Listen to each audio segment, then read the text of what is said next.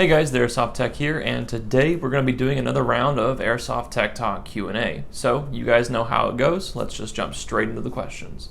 Nate Lore asks, in your opinion, what is the best platform for building a reliable, accurate outdoor field AEG? So if we're strictly talking models, then I think AKs and M4s tend to be some of the better ones for all-purpose outdoor AEGs. Now if we're talking about DMRs, then I start to think of SR25, just because of that extra cylinder volume. But if we're talking about specifically a brand, then I really like Crytac for their M4s and SEMA for their AKs. Both of those companies make really good guns, and their Crytac's M4 models are really nice, and almost every single one of SEMA's AK models are really nice. So, hopefully that answers your question. Midwest Tech asks, what are the most common ways overspin / multiple cycling in semi can happen, and how can you eliminate it without an AB MOSFET? So I think overspin is probably one of the most misunderstood concepts in, AEG tuning and in the airsoft community as a whole. And so the way overspin basically happens, the way most people think it happens, is that you have this really high speed gun with 10-to-1 or 13-to-1 ratio gears with a high torque, high speed motor, and you pull the trigger and you get 2 or 3 shots on semi-auto, and occasionally you get just 1 shot. And they think that's overspin. Oh, my system is just shooting too fast for the cutoff lever to keep up with. And the way most people think to fix it is to get an active braking MOSFET, which is absolutely the worst way to go about fixing an overspin problem. In my experience, overspin is 9.9 times out of 10 the result of improper cutoff lever, semi-auto, trigger trolley issues, which tends to be because your cutoff lever is worn, or your trigger trolley little peg that hits the cutoff lever is worn, or because even your sector gear's cutoff cam is worn, or just not connecting properly with your cutoff lever. And so the best way to fix overspin is to hit it at the source of the problem. And so examine your cutoff lever, examine your sector gear, examine your trigger trolley, take everything apart and look at it and make sure that it's actually all there. A lot of times simple overspin issues are the result of a broken trigger trolley or a broken cutoff or a broken or worn cutoff lever. So what I recommend doing is completely take apart your AEG, take everything out of the gun, put in the trigger setup and the trigger contacts and the trigger trolley, put in the cutoff lever, put in the selector plate with the spring that holds the cutoff lever, and put the sector gear in the gun, or in the gearbox shell. And then cycle the gun with your hands manually and see exactly when the cutoff lever cuts off, and then examine those parts further. And I almost guarantee you're going to find your problem. OP Airsoft asks, heaviest piston weight you have ran in a DSG build. Highest and craziest I have seen was someone using a 35-ish gram piston on the DSG Facebook group. Makes me want to do a more normal weight of like 20 to 25 instead of 14 to 18 grams. So the heaviest piston I've ever used in a DSG setup was about 40 grams, and that did not last long at all. The pickup tooth got ripped off the back end of the piston. Granted, it was an SHS purple 15-tooth steel rack piston, but needless to say, I felt like 40 grams was just a little too much, and so did my piston. So nowadays, I usually run about 30-gram pistons in my DSGs, unless I'm going for an extremely lightweight DSG setup. Now, if we're talking DMRs and regular guns, DMRs you can push pretty far. I think the furthest I've pushed was about 45 grams, which isn't a lot to some people, but that was quite a bit in that DMR setup. And in regular AEG setups, I don't really push it one way or the other. I just kind of leave the piston stock, I'll put some washers in the piston, and that's about it. In reference to the second part of your comment, I tend to make most of my DSG builds actually about 20 to 25 grams. I don't extremely, lighten them down, and I don't extremely heavily weight them up on average. But for most of my DSG builds, I do a mid-range kind of weight, and then one of my DSG builds has like a 30 gram piston in it. That was the most recent DSG video. So, people weight pistons differently, and with piston weight, you obviously got to remember that you're going to have some AOE problems. You're going to have some, not AOE. You're going to have some premature engagement potential. You're going to have some potential to break your pickup tooth, or even potential to break your gearbox shell.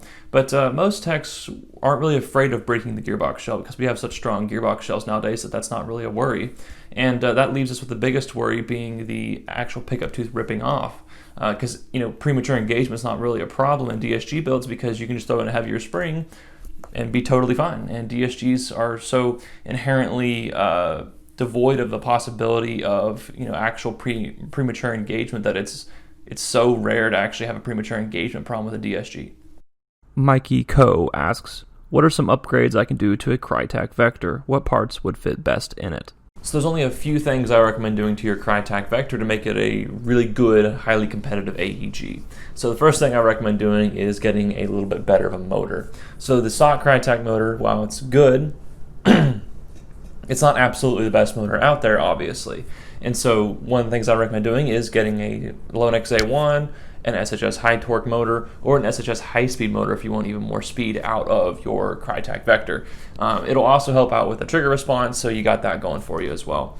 A side note, Lonex A1s tend to be kind of hard to find, but they're kind of the best motor for this situation, sitting at right about 14 TPA. So that's the motor I would prefer, but again, those are hard to find. SHS high speeds tend to sit around 12 TPA, and SHS high torques tend to sit around 16 TPA. Now, the other thing I'd recommend getting is an SHS air seal nozzle. Those you can get an M4 air seal nozzle for the Crytac Vector, and it fits perfectly. And that's the one I've used in this one, and that's the one I've used in other Vectors that I've worked on. And a lot of people disagree with this, but it's a $4 upgrade part. It has a O-ring in it, and it's going to, in my experience, decrease your FPS variance by about 2 or 3 FPS, just tightening up your shot-to-shot FPS, which means your shots are more accurate, they're more consistent, and they go further consistently. So that's one of the things that I recommend upgrading, and it's cheap, so I just like, why not do it? Another thing, absolutely switch to a Dean's plug. Never use Tamiya plugs if you're wanting to play Airsoft seriously. Just switch straight to a Dean, get a LiPo battery, preferably an 11.1 volt LiPo battery for this thing, and those will all work fairly well for you. Now, if you want to go even further, you can do an R-hop for your hop-up unit and just use the stock Crytac bucking, flat hop it, erase the mound and the lock line on the bucking, and then put an R-hop patch in the barrel, and then seal that all up, and you're going to get some pretty good range and pretty good accuracy. Now, another thing you can do, and this is just kind of optional, I've not done this in my Vector, so you don't have to if you don't want to, obviously, but would be to upgrade the barrel. Prometheus barrels work great, and they're priced per length, and so the Vector's obviously a very short gun, and so you can get a fairly nice Prometheus or even a PDI barrel for fairly cheap. And all that combined is going to make your gun shoot really fast. It's going to make your trigger response great. It's going to make your range and your consistency really good as well. Josh S. asks, how important is sector gear to piston connection? I shim beveled a pinion, and usually by the time I get to the sector gear, it doesn't mesh into the middle of the piston at all. Alright, so this question is specifically asking about the contact between your sector gear and your piston teeth. And so basically the question is asking how important is this lateral side-to-side contact here between your sector gear and your piston. Now he's asking, how much of the sector gear should contact the piston. Now, in my experience, not a whole lot. You really don't need a whole lot of contact there, which is kind of, mind-boggling for some people. It's kind of hard for them to wrap their head around it. They would think that at that point there's going to be a lot of stress, so you might as well have as much surface area contact as possible, which is a fair thought process, but it just doesn't turn out to actually be that big of an issue.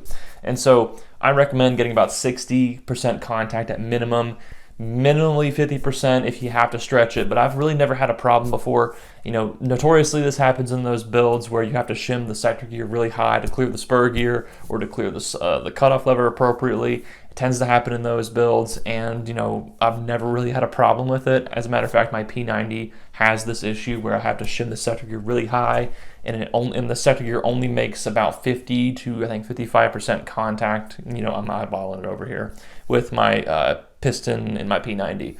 And that thing shoots about 25, 30 rounds a second, and I've never had a problem with it. So I can't foresee that small amount of contact loss there is really going to make a huge difference. So I've never had a problem with it in the past 7 years of teching or 8 years of teching, so I can't imagine you would either.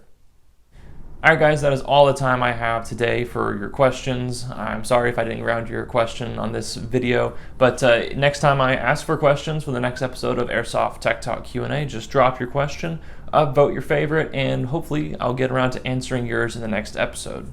But as per usual, please like, comment, and subscribe. Tell me in the comments what you think I could be doing better to make these videos a little bit better quality for you, whether it's content based or editing based or video or audio based. Just give me your comment and your thoughts below, and I'll see if I can make my videos better for you. But thank you guys for watching. I will see you guys in the next video of whatever the heck I'm doing. But until then, stay tuned, techs. you.